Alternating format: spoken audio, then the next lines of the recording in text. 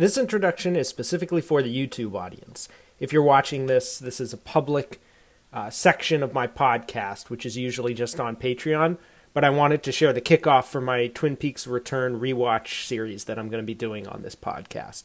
So just to clarify, if this wasn't already clear from the title and other context, this is not a video essay. This is an hour-long discussion of the 2-hour premiere of the third season of Twin Peaks that came out a year ago. So it's audio only, but I'm just including some pictures, just so if you happen to be watching it or, walking by or something while you're doing something else and listening to it. I don't know how you listen to YouTube audio format, but I thought it would be nice to have some pictures with it. But it's not a visual format. It's totally audio, and it's just me talking about the episode according to like a structured format that I'm going to be using going forward for all of these podcasts. So if you enjoy listening to this, you want to hear more, I invite you to become a patron. It's $1 a month, and you will have access to all of the podcasts, including the previous ones that I've recorded. And also, while I'm here talking to you, I might as well mention that Journey Through Twin Peaks is still planned to come out later this year. It's going to be closer to the end of the year rather than the middle as was originally hoped for, but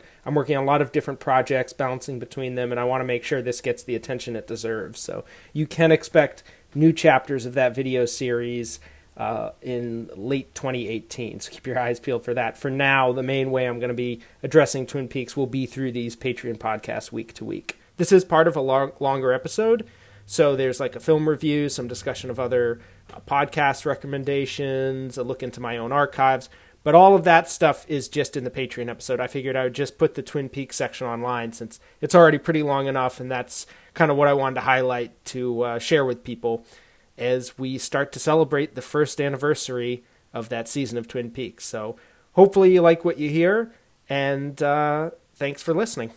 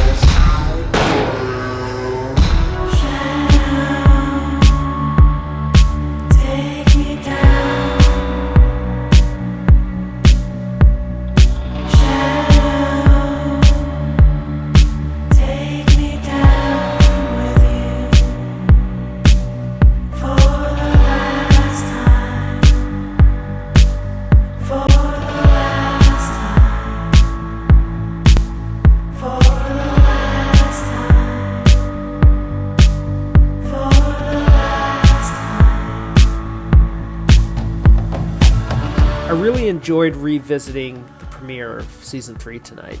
This was the first time I've watched any episodes on the Blu-ray. I've had the Blu-ray for, at this point, 5 or 6 months, I guess, and I've watched a few of the special features. I haven't watched most of them, and haven't watched any of the episodes until now. I rushed out to get it as soon as it came out, but then I just never really had time to watch much of it, so this was a real treat. I think I've been watching a lot of various scenes from the return over the past few months, just clips on my computer to help me with my character series that I'm very slowly chipping away at. But that really feels like kind of, dancing around the edges of this universe. Actually sitting down and watching an episode in high quality on my TV felt like a return to a place that I hadn't been in months. I did a marathon of the return way back in October, so I guess 8 months ago now. And since then, I don't think I've watched a full episode. I've just, looked at these various clips and scenes. So that was nice. It felt like I've been away from this for a while. And I know people have been talking about it. There have been theories posted. And even that I've kind of been partaking in somewhat lightly, like maybe an average of an hour a week. I know exactly an average of an hour a week because I actually set aside an hour each week try and look up Twin Peaks pieces, and I even haven't done that in about a month. So really, this was a refreshing return to this world. I'm going to follow a particular format for the rewatch going forward, and I'm going to just lay that out beforehand so you know what to expect. First, I'm going to discuss the feel of the episode in question, how the vibe of it was, because these episodes vary. I think even though Lynch described it as one long film beforehand, they actually do work as independent TV episodes that each have their own kind of mood and balance between different elements. I'm also going to discuss that overall structure, how they balance the different elements, and then I'm going to discuss story sections. Those will include various, random locations like New York or eventually Odessa, I guess, although that might fall in under another section, but just places that don't fit into the other categories, sort of one-off locations. Then I'm going to discuss Twin Peaks, the town, and I'm going to break that into various characters and storylines, talking about each one that's dealt with in that episode. So I'm not discussing things chronologically. I'm going to discuss them thematically, episode by episode. Then I'm going to discuss the FBI in South Dakota. Then I will discuss Mr. C. Then we'll cover Las Vegas, including the assassination plot, Dougie, and the Mitchums, until all of those various threads wind together. And then I'm going to discuss the spirit world, mostly probably focused on Red Room stuff, but obviously Part 8 has a lot of things that kind of branch off from that. So then I'm going to discuss the characters introduced in each episode. Probably just list them. I don't know how much we're going to go in depth with it.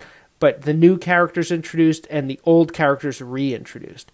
Then, and this is going to be fun for all the sort of geeky Twin Peaks fans in the audience, of which I know I'm one, I'm going to rank the characters. And this I can do because I prepared a lot of information for my character series that I'm writing, where I do entries on all of the characters who have more than 10 minutes of screen time. So I have all these stats organized, so I'm just going to draw upon them. I'm going to let you know the top 10 characters in each episode, which should be a lot of fun to do. I'm also going to provide a plausible order of events. As you probably know, the Twin Peaks return chronology is kind of all over the place. Like scenes appear in an episode after scenes that are demonstrably before them chronologically.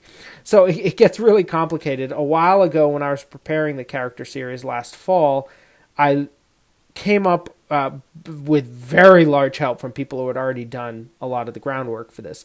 But I came up with a plausible chronology or timeline of scenes. So I'm going to share that for each episode as well. Then, just for fun, we're going to talk about the coffee, pie, and donuts featured in each episode. The return sort of notoriously abandoned some of the original series motifs, but they still pop up here and there, so we'll have a little fun with that. Then we'll go a little deeper with the Lodge lore, talk about all the mythology that's featured in the episode and various ideas and theories surrounding that. And finally, we're going to close, as is appropriate for a show which previously ended with Laura's photo under each credit sequence. We're going to end with Laura Palmer's involvement with the episode. When is she mentioned? When does she show up? And everything like that. So that's the format I'm going to follow week to week. I think that's going to be a fun way to explore these episodes in a structured manner, which allows me to say everything I want to say. So let's begin with parts 1 and 2. The feel of these particular episodes, and I'll kind of describe them as one episode because they were sort of pushed together as one 2-hour premiere when it aired a year ago. It's very cold and kind of staccato in that the scenes often don't seem to have much relation to each other. It's just like, well, we're in New York, then we're in Twin Peaks, then we're in South Dakota. I think it coalesces more as it goes along. It sort of finds a rhythm, and it begins with the fireman saying to Cooper, "You are far away now." And that's kind of appropriate because it does feel initially like we're really far from the original Twin Peaks and kind of lost in this universe. Like, whoa, what are we doing in a skyscraper with this young couple that has nothing to do with anything we've ever seen before? And, Cooper's barely in that first episode. But then as part 2 kind of unfolds, Cooper becomes much more of a big part of it. So that pretty much describes the overall structure of this 2-hour premiere. We begin with these disparate locations, and then we coalesce into finally a sequence that really feels very Twin Peaks at the Roadhouse, where we're seeing old characters and it's sort of almost a nostalgia fest. And we get there from starting very far away with these characters and storylines that we don't recognize at all. These two episodes can actually be kind of distinguished from each other. I think it's worth treating them together, which is why I'm doing so. But there are differences between them. In the first episode, for example, in part one, Cooper barely appears at all. And when he does appear, he's, I think, one scene is Mr. C, the evil doppelganger, and one scene as the Cooper we know and love. I guess two scenes if you count the opening intro, which is just footage from the old series. But, I'm referring to the sequence after that, where he appears in black and white in the fireman, / giant's home or whatever it is. And we don't even know when this takes place. Does this take place after most of season 3? Does it take place before? It's very ambiguous. And, that's the only glimpse we get of the Cooper who was in every episode of, Twin Peaks season 1 and 2. So this is just a very purposefully alienating episode in a lot of ways. It's dominated by unfamiliar characters and locations. The Twin Peaks stuff we do see seems kind of random, almost like tossed in fan service, like, oh, here's Ben and Jerry. Okay, let's get back to New York. It's just very strange. And then the first half of part 1 is very centered on New York, and the second half of part 1 is very centered on South Dakota. So if anything kind of coalesces, so if anything gives that episode an anchor, it's New York in the first half and South Dakota in the second. Two locations that just are, have nothing to do with the Twin Peaks we've known before. After that, the two Coopers, the good and the bad, dominate part 2, and they're very purposefully juxtaposed, contrasted with each other in that episode. There's actually a scene where the camera closes in on Cooper's face, and then we cut to Mr. C for a long time, and then it returns to the shot of Cooper's face like he's seeing what his bad half is doing or something like that. There's a lot of time spent in the Red Room, and it's interesting to remember that parts 1 and 2, according to Frost, were what they wrote before anything else. So, it wasn't like they outlined the whole, to my understanding, it wasn't like they outlined the whole series in great detail and then just, wrote it out part by part. They created this 2-hour premiere almost as its own thing. In fact, Frost says they spent a year on the first 2 hours of the return, and then another year on the subsequent 16. Now let's look at the different stories that are dealt with in this episode. To start with, we have New York. In New York, a college student named Sam is staring at a glass box. There's a bunch of cameras aimed at it. Every now and then he gets a reminder. He stands up, he changes the tapes. And a young woman named Tracy visits him. She brings him coffee, and she wants to go in and see what he's doing, and he says, I can't let you do that. The following night, she comes back, and at this point, the guard is gone, so he says, oh, okay, you can come in. They sit there, they stare at the empty glass box, which, by the way, opens out into a hole that opens out to the city. So there's this sort of it's sort of some sort of portal. And Sam and Tracy begin making out. As they're making out, the glass box fills with a kind of black smoke, and then a creature appears inside it. It's listed in the credits as the Experiment. And we'll talk more about that later. But this creature bangs at the glass, breaks through, and attacks the two characters and seems to kill them. There's blood everywhere. Later on, we see this location again when Cooper floats into the glass box after he's been sort of expelled from the Black Lodge. And at this moment, we cut to Sam and Tracy talking in the other room. We realize, Cooper is coming into this glass box during the time that they were both out in that hallway, out in that reception area. Now, it's very strange to see New York in Twin Peaks. It's not a location we thought we'd ever seen. And in fact, I'm fairly certain that there has never been a David Lynch feature film or, extended TV series, any Lynch long-form work that featured New York. I can't think of a single example of this. It's pretty much a new location to him. There are some commercials he made that have New York in it. In fact, he did a promo for New York in the early 90s, around the time Twin Peaks ended, where it's a bunch of rats, moving everywhere. And he's got some interesting anecdotes about visiting his grandparents in New York and feeling a lot of anxiety as he felt the subway coming and the wind sort of rose in the subway tunnel. And, that was one of his formative urban anxiety experiences. But really his urban anxiety has to do with Philadelphia. That's where he lived when he was an art student. He also lived in Boston before that. He went to Washington, D.C. a lot because he lived nearby in Virginia. And of course, eventually he lived in Los Angeles and he shot a bunch of films there. New York just doesn't really feature in the Lynchverse. So seeing it here was pretty far out. And for me, it was personally pretty trippy because I was in New York and I was visiting a friend in Brooklyn who lived in a very tall building in Brooklyn. I think it might be actually the tallest building in Brooklyn, and had an apartment fairly far up. So I'm looking out over the entire city, staring at his pretty gigantic flat screen TV, as I recall, much bigger than anything I've had. And so I'm watching basically a huge glass box in a high-rise apartment as these characters stare at a glass box in a high-rise apartment. So it was very, very surreal, like the last thing I expected to see watching this series. So that was a lot of fun to have that personal experience. A lot of people commented that Lynch makes New York look different than anyone has seen it, and I'm not sure what it is that does it. I don't think this is a CGI cityscape. I believe it's real kind of drone footage or something.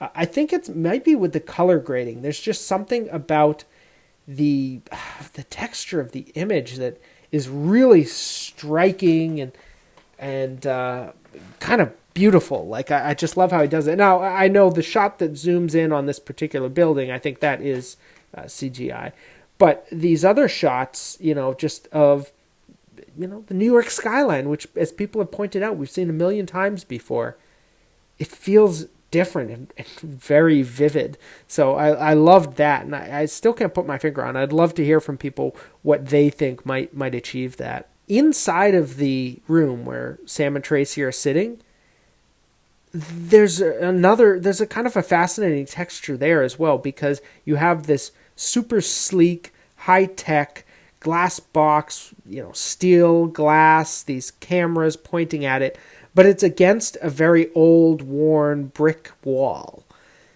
This is an old building. I believe it was featured like Men in Black or something. I'm pretty sure this is a real building in New York that has like no windows and is just very striking for that reason.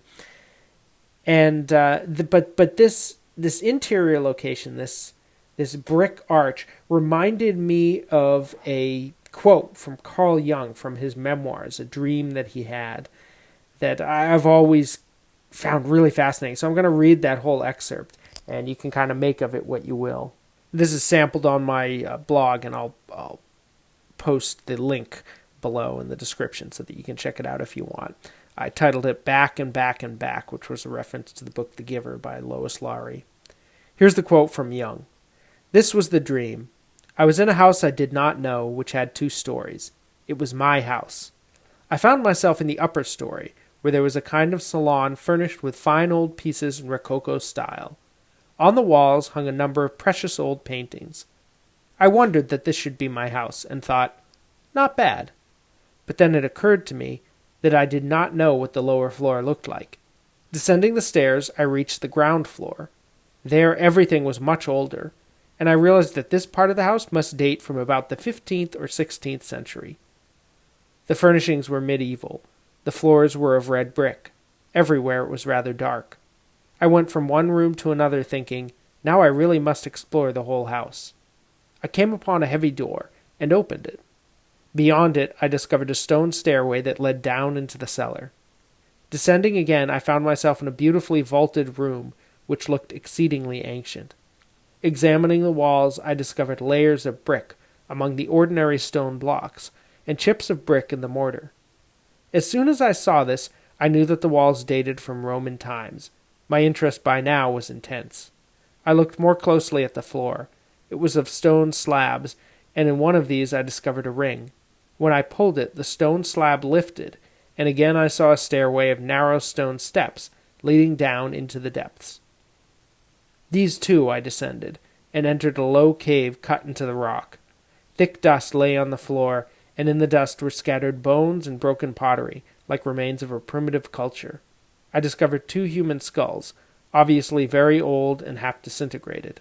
Then I awoke. It was plain to me that the house represented a kind of image of the psyche, that is to say, of my then state of consciousness, with hitherto unconscious additions. Consciousness was represented by the salon. It had an inhabited atmosphere in spite of its antiquated style. The ground floor stood for the first level of the unconscious. The deeper I went, the more alien and the darker the scene became. In the cave, I discovered remains of a primitive culture, that is, the world of the primitive man within myself, a world which can scarcely be reached or illuminated by consciousness. The primitive psyche of man borders on the life of the animal soul, just as the caves of prehistoric times were usually inhabited by animals before men laid claim to them. So I find that kind of fascinating, particularly the Roman sort of basement with the brick. That's, I think, the image that this evoked. But really, this whole idea of sort of descending into these different levels of consciousness and using physical locations as metaphors for consciousness certainly resonates with Lynch. I think that almost goes without saying. It's interesting in this scene. I don't think he really spends a lot of time building the space. Maybe that's debatable. Maybe he does, but really, I feel like it's a lot of shots of Sam staring at the box itself. And really, he's not so much interested in creating a space as creating a feeling through the space. And that's not just a visual matter, that's an audio-visual thing. There's a very distinctive ambiance to this, and really to all of the scenes in these episodes, that does as much as anything you see to kind of pull you into this world and immerse you in it in a really, it's like a really saturated feeling in a way. That's the best way I can describe it. And this was actually distinct from watching it on streaming or even on a HD TV. Watching it on the Blu-ray, everything felt like perfectly pitched in a way that it hadn't when I just watched it on television. So these sequences, these 2 scenes with Sam and Tracy, they also feel the most controlled and masterful in an almost sort of cinematic way. Some of the other scenes, like the one set in Twin Peaks, they feel sort of fragmented. Almost, they're fun, but they're, a little throwaway in a way. But these feel like the work of like a great film director kind of creating a small film, short film. I shouldn't say small, because it feels larger than life in a lot of ways. Another comparison I could make is it's like a musician playing a new piece that's familiar in tonality but fresh in detail. So that it's this particular artist, but they're doing something they've never done before. Watching the Sam and Tracy sequences, just everything falls into place perfectly. It feels like the invention of something iconic. It feels like watching the Red Room for the first time, or watching them unwrap Laura's body on the beach, and just seeing this iconography emerge that is going to be legendary, but you're seeing it for the first time. And it's such a great experience to have that. Now, the next story section we're going to cover is Twin Peaks, and there's a lot of stuff going on here. Many different characters. Now, the primary story in Twin Peaks, and this will be true throughout the series, is the Cooper investigation. It's the sheriff's station reopening the Laura Palmer case so they can figure out what happened to Cooper. And in this episode, that's dealt with by the log lady calling Hawk, him opening up the Laura case again and bringing Lucy and Andy into the room and, showing them all the files. And then Hawk going to Glastonbury Grove, where the log lady calls him again. He's shining a flashlight and he sort of sees a glimpse of the red curtains at a certain point. The other characters who are dealt with in Twin Peaks are, in this episode, probably close to a dozen different characters, or different situations, different storylines, I should say. The first that we see is Jacoby. He receives a bunch of shovels. We don't know why. It's interesting that Lynch decides to basically begin the episode in earnest with Jacoby. We've seen that Fireman Cooper sequence already, but that was kind of out of place, out of time. The beginning of the plot or the story proper feels like it's with Jacoby receiving these shovels, which is an interesting gesture to make. Another storyline is Ben and Beverly. we meet Beverly, who is Ben's new assistant, and they talk together about a difficult customer, and then he introduces his brother Jerry to Beverly, and after she leaves, he kind of teases her. Jerry teases Ben about her, and Ben says that she deserves respect, and also she's married. So we're learning all this stuff about her. This whole sequence feels pretty frosty, and I think it's got a fair amount of expository detail, some quirky dialogue, some sort of social ramifications, and that leads us to Jerry's storyline, which intersects with Ben here, but won't that much afterwards. It establishes the fact that he's opened up a legal marijuana business, that he's making these pot brownies and things like that. There's a great line that Ben has to Jerry. He says, "A prophet is without honor who eats his own profits."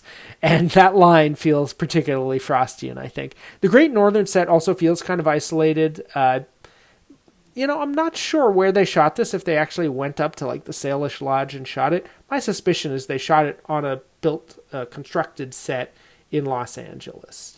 That seems most likely, because I think Ben's office was always a set. I don't think we really see it in the pilot, so it's something that was always created on a soundstage. And you kind of feel it here. You feel it also a little with the sheriff's station, which I believe actually was shot up in Washington. But it's all these interiors. So I don't think it's till the end of the episode that we get a sense of Twin Peaks as like this community. We're just seeing these little glimpses into these little areas of it. It doesn't feel like a unified place the way it does in the original pilot, at least not quite yet. Another storyline is Becky, Shelley's daughter. We don't meet her yet, but we do hear about the fact that she's, according to Shelley, my daughter's with the wrong guy. So we get this sense that she's in some sort of trouble. She's the classic Lynchian woman in trouble, even though we've not met her yet. And yet Shelley is told, oh, everyone loves Stephen, which is hilarious when we finally meet Stephen. Like, why would everybody love this guy? But it gives the episode a nice kind of a touch of the soap opera vibe. There's a few other moments, I think, when Phyllis confronts Hastings.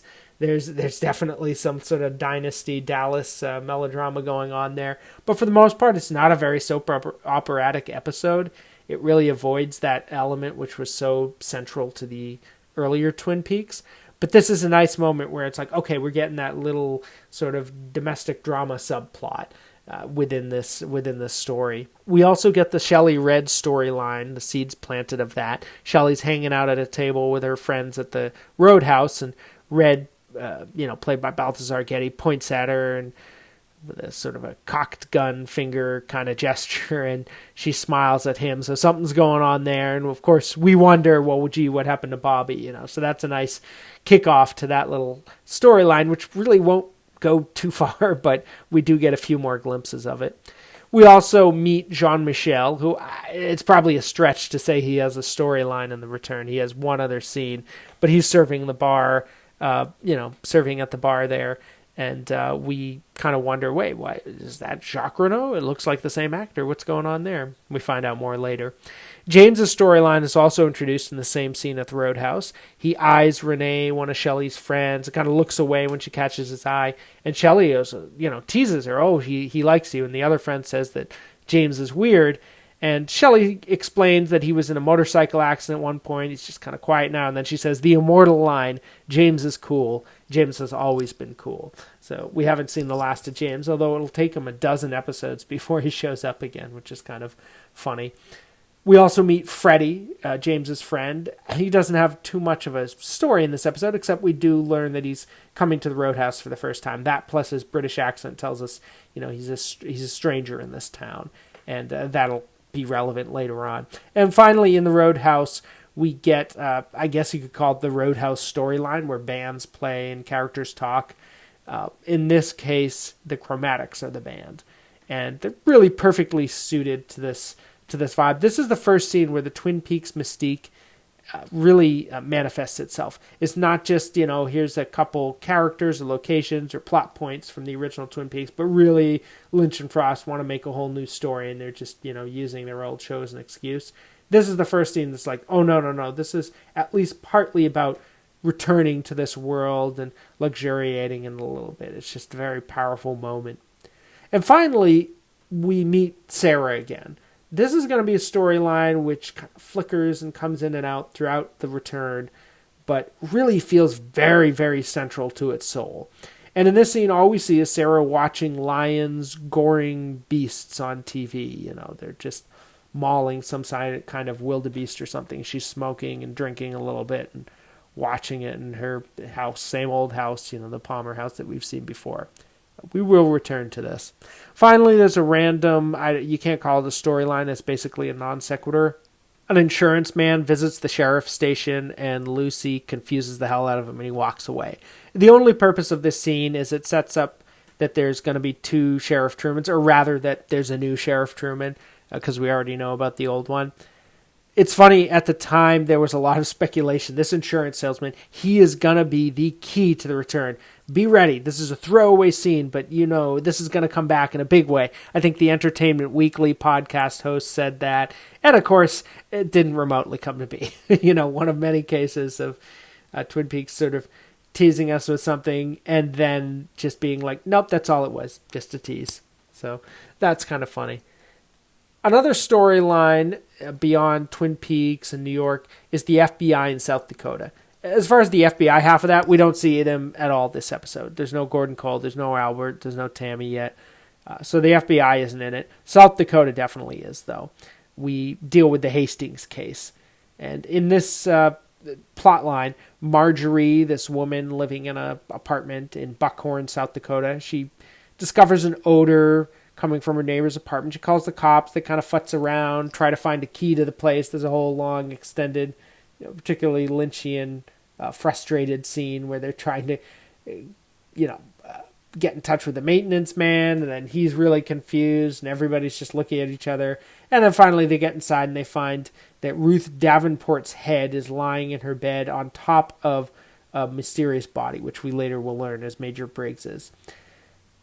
The police do some work on this, on the fingerprints, and they discover that they belong to the high school principal in the area, Bill Hastings.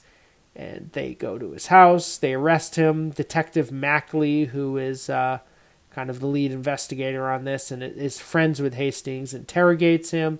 And the poor guy just breaks down when he hears about what happened to Ruth. We know that he had some sort of involvement with her death, but we don't know what yet. And it actually plays a lot like a sort of a Leland Bob or a Fred Madison in Lost Highway situation, where this character just seems like they're kind of hiding something and like they're hiding it from themselves, but it's poking through at the seams and the edges. And it doesn't actually turn out to be that much like that. But given the fact that Lynch and Frost apparently wrote this on its own before writing the rest of the series, I wonder if they were flirting with that idea and then they went in a different one, but they kind of left it as it was, if that makes sense. So they put Hastings in his jail cell. They go to his house and find a piece of flesh in his car, and then his wife visits him and taunts him, and we find out she knew he was having an affair with Ruth, the dead woman, and he knows she was having an affair, and then he's just sort of crying in his cell, and we pan over, and there's a creepy blackened figure with bright white eyes whose head floats away.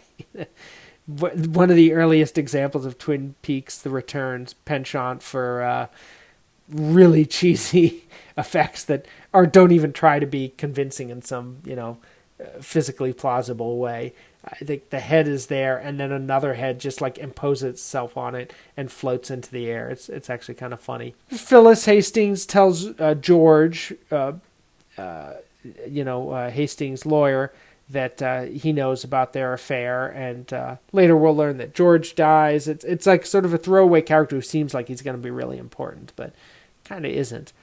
And then Phyllis goes home, and she's killed by Mr. C, who we'll talk about in a moment. So there's a lot of cool stuff with this storyline. For one thing, the hallway is very reminiscent of The Shining, which, Kubrick is obviously a director that Lynch admires a lot, and I think The Shining is probably the work that feels the most referenced. Going back to the old Twin Peaks, he loves these shots through hallways of the camera kind of moving, gliding through it, like through the Overlook Hotel.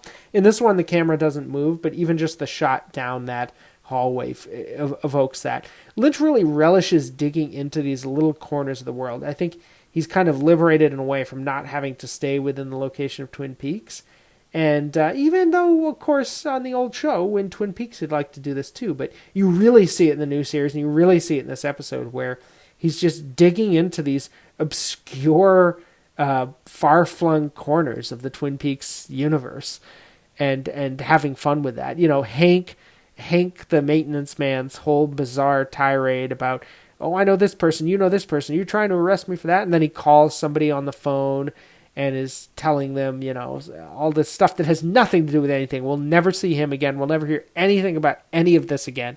It's clearly Lynch just loving this idea of having a little story that you kind of see, kind of don't. It really feels like a deleted scene that was accidentally left in. Like, there's no way this scene where Hank has a garbage bag over his shoulder, he's talking on the phone and saying, oh yeah, you gotta, you know, you listen to me, Harvey, or you listen to me, all that stuff.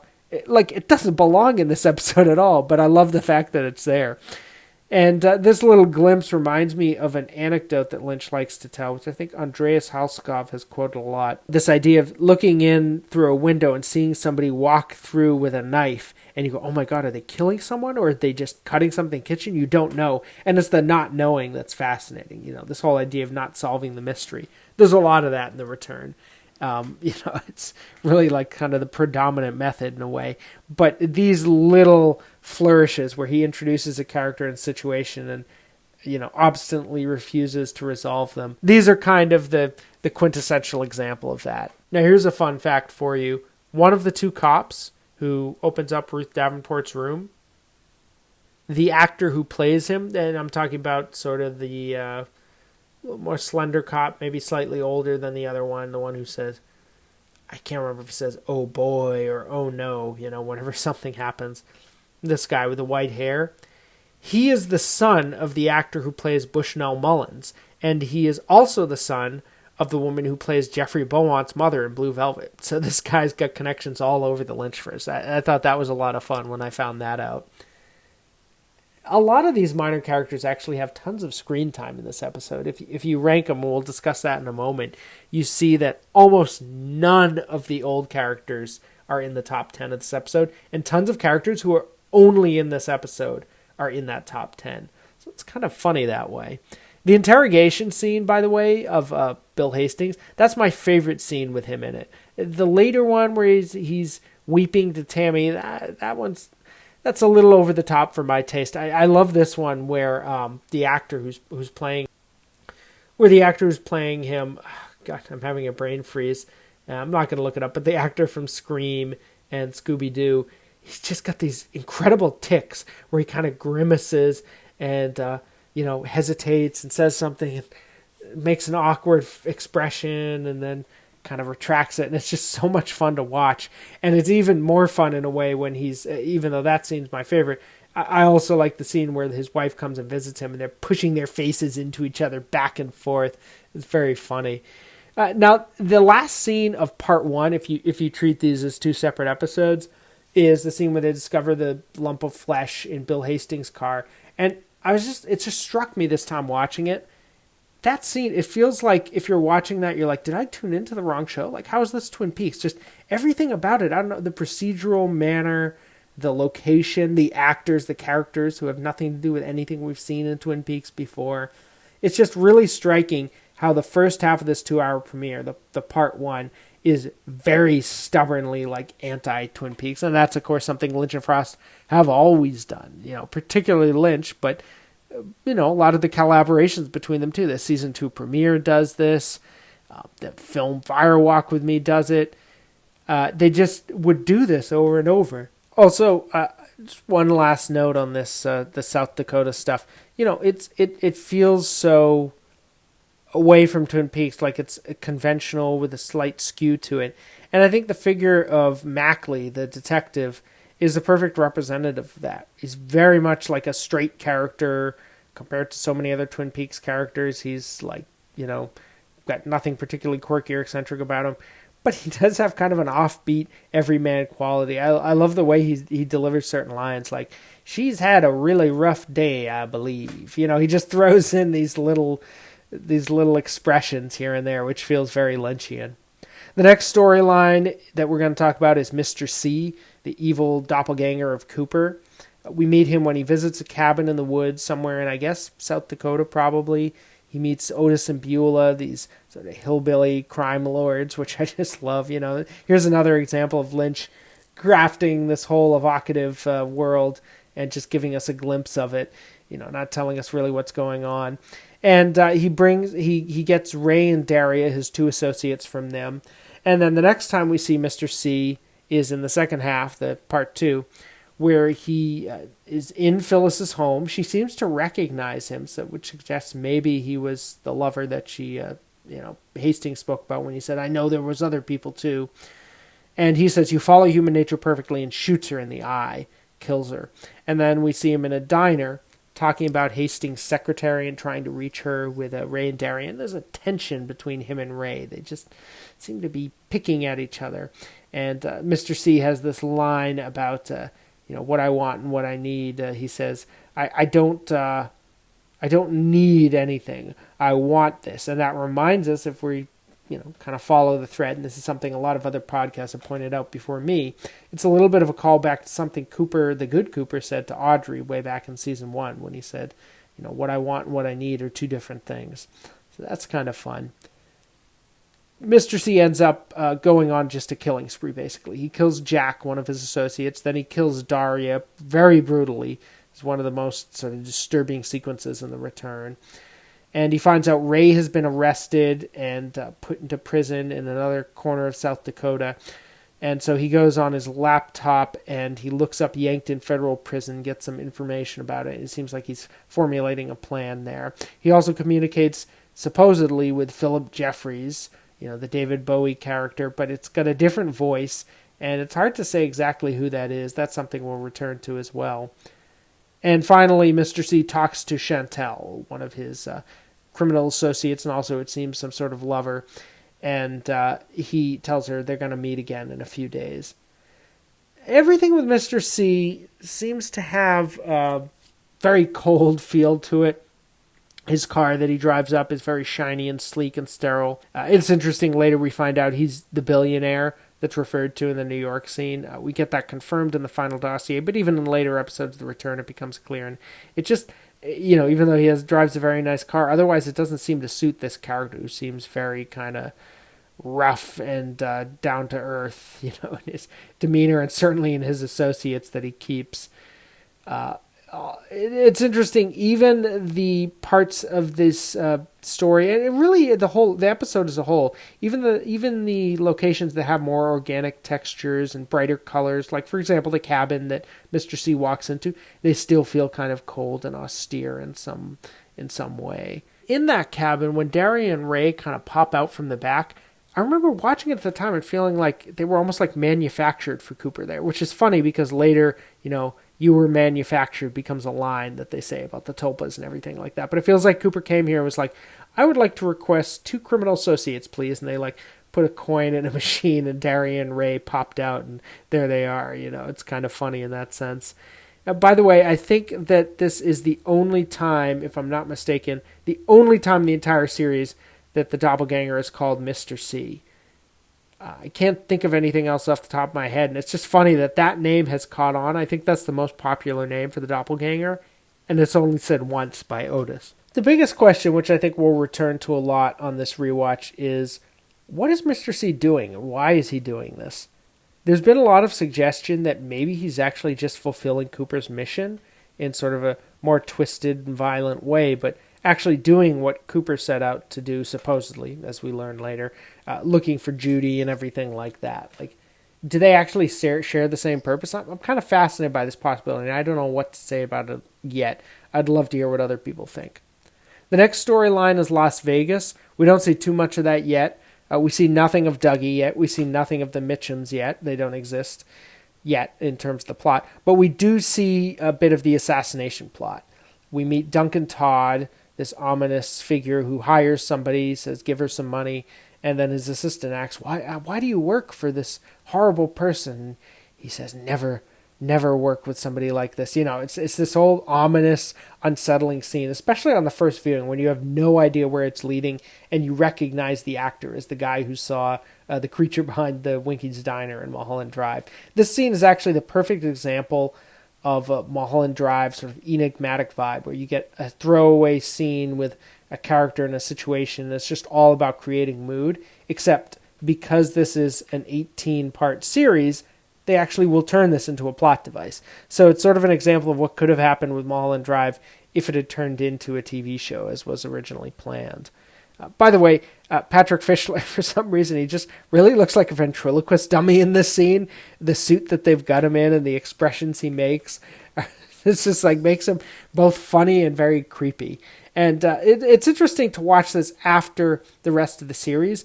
When we get the Vegas establishing shot of the skyline, there's these sort of drum brushes, and it makes this scene feel much lighter. Like, oh, we're getting a glimpse of the Dougie, the fun-loving Dougie storyline, instead of this creepy Mulholland Drive-esque scene that it appeared to be at the time. The final storyline we're going to cover is the spirit world. In the Red Room, Cooper sees Mike, the one-armed man. He sees Laura, who repeats a lot of the lines from episode 2 of season 1, but she adds some additional lines. Like, for example, she says, I feel like I know her, blah, blah, blah. But then she says, I am Laura Palmer. I'm dead and yet I live. And she removes her face and this blinding light shoots out from it. And then she repeats the motions from that episode where she walks up to Cooper, she kisses him, and then she's swept away after she whispers something in his ear. The whispering in his ear is the same, except in the original series he smiles as he hears it, and this time he grimaces.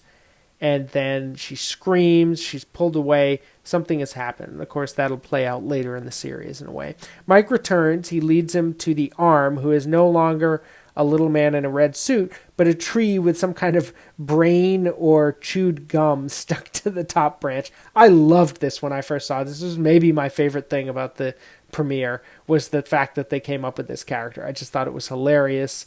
I loved it. It's so Lynchian, it's just great. So the arm reminds Cooper of his doppelganger. He tells him that he can go if the doppelganger returns, but when Cooper tries to leave, he can't get out. Like, he can't push his way through the curtain. He's diverted in another direction. He runs into Leland Palmer in one of the really few seconds that Ray Wise is in this series at all. And Leland tells him to find Laura. And then finally, Cooper opens a curtain in another area. He sees Mr. C driving down a highway, and then the arm's doppelganger leaps up. It's the same thing as that little tree, except it's got a yellow head. It screams non-existence, and then Cooper falls through space, and is falling through the starfield. And of course, I've talked about where he ends up already in the glass box. There's a moment in this that's interesting where he sees Mike. He's looking at Mike in the couch, and then he turns his head and he sees Mike on another side of the Red Room, and it reminds me a lot of 2001: A Space Odyssey at the end of the film, where Keira Delia, who is sitting at the table, and then he looks and he sees an older version of himself, and then he sees another version, and he just keeps kind of gazing around the room, and it introduces different versions of this character, and I think that'll repeat later on in the series. One other moment in the spirit world in this episode is in the Purple World Tower, where the fireman / giant lives. In this, it's just a black and white sequence with a phonograph playing, and the fireman says, "Listen to the sounds." He says, "Remember 4:30," and Richard and Linda. And, this stuff will play out later in the series, but for now it just seems really enigmatic. And honestly, it still seems kind of enigmatic afterwards, because I'm not exactly sure what it's supposed to signify, even though I know, Richard and Linda will come back, 4:30 will come back, but what's the overarching meaning of it? I'm not really sure. We'll have plenty of time to discuss that later. There's also some bonus footage, if you watch part 1 by itself, where the fireman's sitting in the room and the phonograph keeps playing and making its weird sort of cricket sounds as the credits roll. But I watched this as a 2-part finale, so I didn't see that sequence this time. The characters introduced in this episode are Sam and Tracy, Beverly, Otis, Beulah, Daria, Ray, some of the spirits, in this case the experiment, Marjorie, Douglas and Olson, the cops, Hank, the maintenance man, Ruth Davenport, Detective Mackley, Constance from the Buckhorn Police Department, Phyllis Hastings, Bill Hastings, Harrison, who's like a state cop that comes in, Boyd, who seems to be the chief, I think, George, the lawyer for the Hastings, Duncan Todd, Roger, his assistant, Chantel and Hutch, who work for Cooper, although we don't see Hutch yet, just Chantel. We see the first band, which is the Chromatics. We meet Renee, who James has a crush on. We meet Green-Gloved Freddy. We meet Red, and we meet Jean-Michel. The characters reintroduced in this series are several of the spirits, the fireman, Mike, and the arm. We meet Cooper and Mr. C. Again, we meet Jacoby, Ben, Jerry, Lucy, the log lady, Hawk, Major Briggs, Deputy Andy, Laura Palmer. We hear someone who may be Philip Jeffries, Leland Palmer, Sarah Palmer, Shelley, and James. Here's the rankings for these characters, and this, because it was for the character series, it's actually divided into 2 parts. So I'll give you the rankings for part 1 and then for part 2. For part 1, number 10 is Phyllis with about 3 minutes. Number 9 is Otis with about 3 minutes. Number 8 is the Spirits collectively with about 4 minutes. Number 7 is Marjorie with about 4 minutes. Number 6 is Harrison with about 4 minutes. This is his number 1 episode. Number 5 is Douglas and Olson, the cops, with almost 6 minutes. So we're now in the top 5 of this episode, and you have these 2 random cops as among the 5 most prominent characters in this premiere episode of The Return. That's pretty far out when you think about it. Number 4 is Cooper with about 7 minutes of screen time. Mr. C has 4 of those minutes. Number 3 is Hastings with 8 minutes of screen time. This is his number 1 episode. Number 2 is Mackley, Detective Mackley, with about 13 minutes. So he is all over this episode, way more than Cooper, almost twice as much as Cooper, which is interesting to consider. This is his number 1 episode as well. Finally, number 1 characters in part 1 are Sam and Tracy with 17 whopping minutes of screen time. That's more than the Log Lady has in the entirety of seasons 1, 2, and Fire Walk with Me combined. Think about that for a second.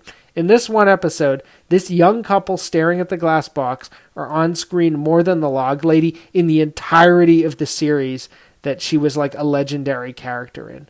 That just blows my mind. I love that little factoid. For part 2, the rankings are number 10, Ray with about 2 minutes. Number 9, Hawk with about 2 minutes. Number 8, Hastings with about 3 minutes. Number 7 is Jack with about 3 minutes. Number 6 is Phyllis with about 4 minutes. This is her number 1 episode. Number 5 is the band, the Chromatics, with about 5 minutes. Number 4 is Laura. She's got 5 minutes on screen. She also has 6 minutes, if you include an extra minute for characters discussing her, talking about her case again. Number 3 is the Spirits, collectively with 6 minutes of screen time. Number 2 is Daria with 11 minutes of screen time. She's on screen a lot, and it's almost entirely that one scene where she's killed. That's just a brutal, long, extended sequence where the actress does really great work. Nicola Liberté is her name. This is her number 1 episode, obviously. And finally, number 1, as he will be for most of these episodes, and as he was for most of the original series as well, is Cooper with 25 minutes of screen time. On screen for almost half the time. Mr. C has 9 of those minutes himself.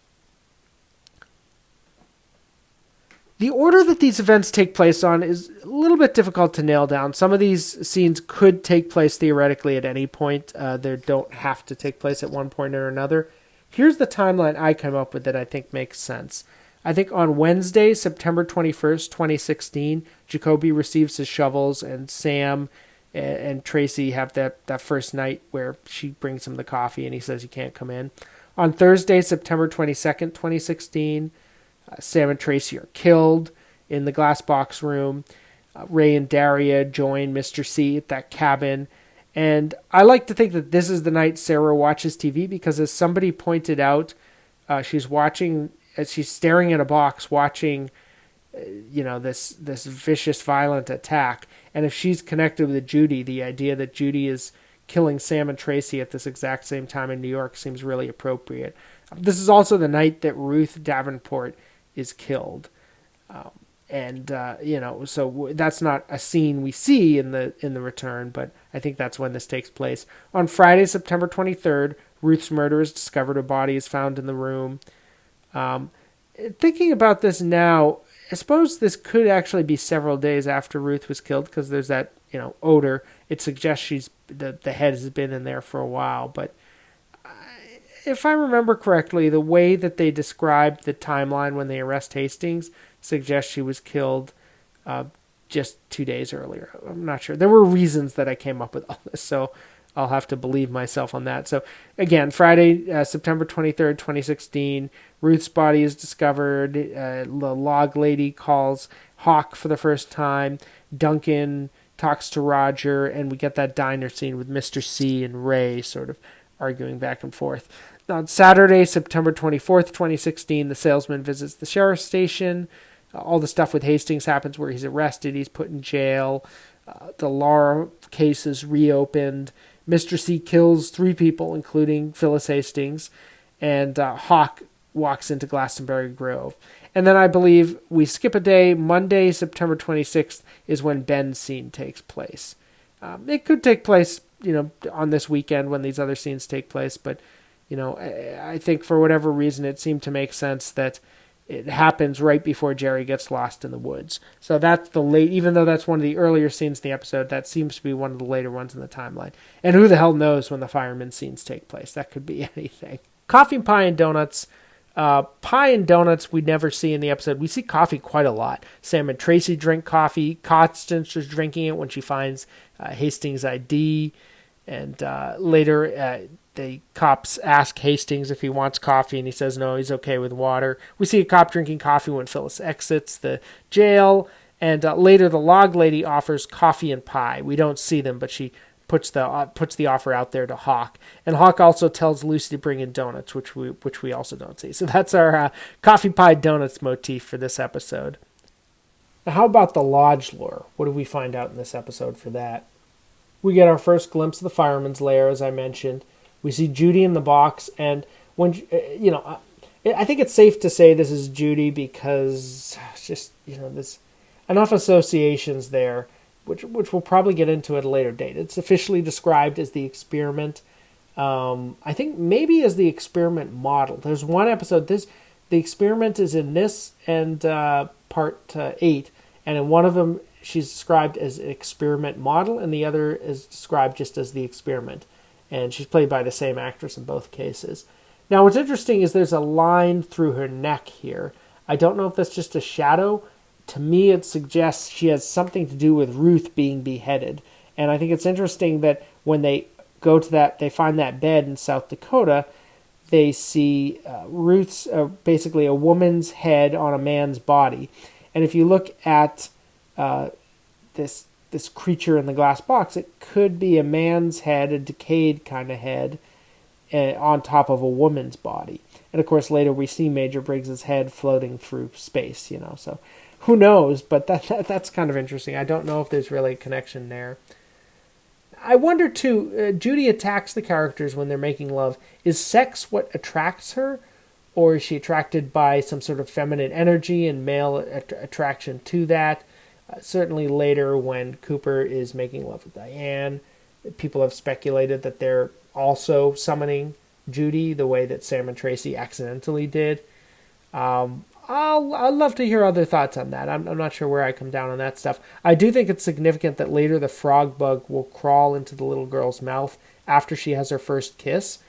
So if the frog bug is also associated with Judy, which I think it is, certainly Judy expels the egg that releases it. And also the frog bug, we'll talk about this more in part 8, but it has a long nose like the jumping man. And the jumping man is definitely associated with Judy at several points throughout this, which we can discuss later as well when those characters come more prominent. We also meet a woodsman who looks quite different from the woodsman in Firewalk with Me. And Glastonbury Grove is back on screen. We actually hear a little Dark Mood Woods music in an episode that otherwise has very little score on the soundtrack. It's got quite a lot of sound design and ambiance, but there's not a lot of music cues, which is very unusual for Twin Peaks if you look at the old series. There's some sort of theory that Hawk was supposed to meet Cooper this particular night. He says something's supposed to happen this night, and there's this whole idea that actually maybe Cooper was supposed to come out then, and he didn't, and something went wrong. And I'll link that below. I don't quite remember the theory. I'm not doing it justice. Not sure how I feel about it. I have a lot of questions, but I think it's worth reading. We do get to see the evolution of the arm as well as part of the Lodge lore in this episode. That it's evolved into this tree. That's obviously because Michael J. Anderson didn't want to come back. He had his own issues. And, this is Lynch's pretty inventive way to bring that character back, which is a lot of fun. We also get a flashback to the final episode, one of the few kind of overtly expository moments in this premiere. And we learn that Cooper can leave the lodge only when the doppelganger re-enters it. That's an interesting dynamic that they'll play with later, but almost kind of cheat at a little bit, which we'll get to. The idea is that only one Cooper can be out in the world. Mr. C also shows a card with this weird scratched symbol on it. It's like a round kind of circle with, looks like maybe ears or some sort of horns coming out of it on top. And there's a lot you could read into this. It looks a lot like a bloated owl cave symbol, the symbol that you see on the ring and in the owl cave in season 2. And that's certainly not a coincidence. That's definitely not a coincidence. It's obviously supposed to resemble that. People also think it looks like the experiment / Judy when we see later in part 8. She's got these little horns poking out. I'm not sure about that. It seems right in some ways because we also see that same figure on Hawk's map. And, it seems like, okay, that must be what it's referencing. But these ears are kind of folded over rather than just sort of little protruding horns. So I'm not sure about that. The symbol also very much resembles the electrical pylon that Cooper and Diane encounter in part 18. And that's interesting to consider. And there's also some sort of animal correspondences. People thought it looked like an ant from Dumbland. They thought it looked like maybe a rabbit, with folded over ears. It's not about the bunny, so to speak.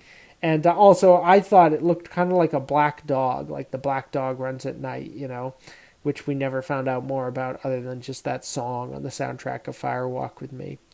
Mr. C gets in touch with Jeffries, who's at this point a pretty supernatural figure, and was always a conduit to the Lodge world. But is it actually him? I'm not sure about this. People really seem to conclude it's not Jeffries, just because Cooper questions it. But I don't know. It doesn't sound like the voice of the guy who does Jeffries. There's no southern accent. That's the key thing.